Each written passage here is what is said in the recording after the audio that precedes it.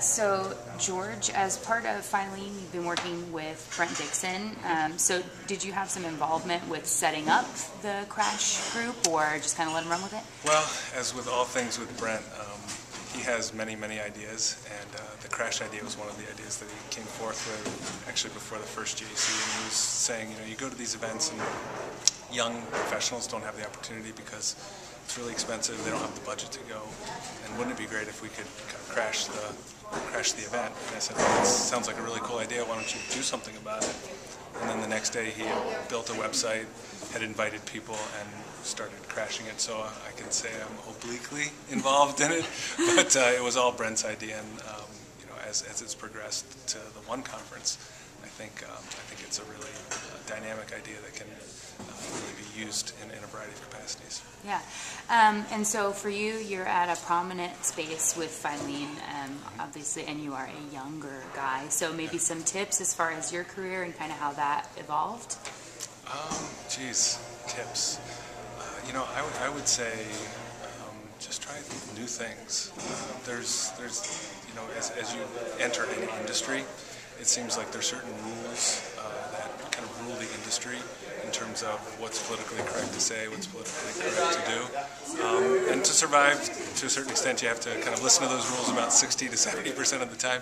But the other 30% of the time, the reason that people hire you is because you've got a brain and you've got creative ideas. But having a brain and creative ideas is just half the battle.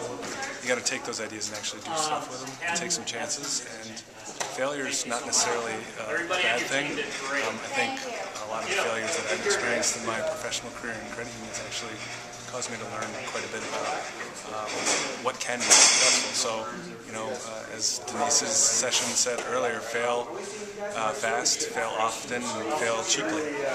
So I think that's really good advice that a lot of people can live by.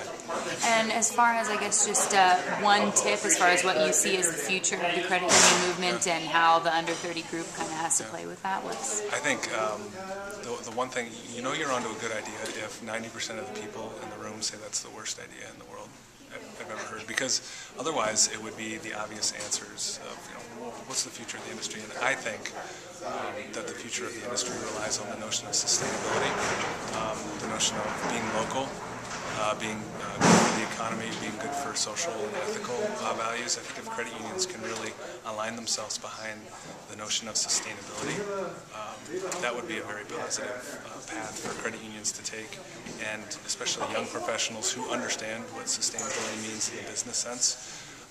I think that's a huge opportunity for credit unions to glom onto, because banks have not figured it out, or if they have, it's kind of like a greenwashing type of perspective. It's like, come to our bank and save the environment by going on e-statements. It's so much more than that. There's so many opportunities in the sustainability arena that a lot of other industries have glommed onto, but in financial services in the United States, no one has taken that on, and I think credit unions could do that, and young professionals could be the driving force behind it. Wonderful. Well, George, thanks for your time. Thank you. Appreciate it.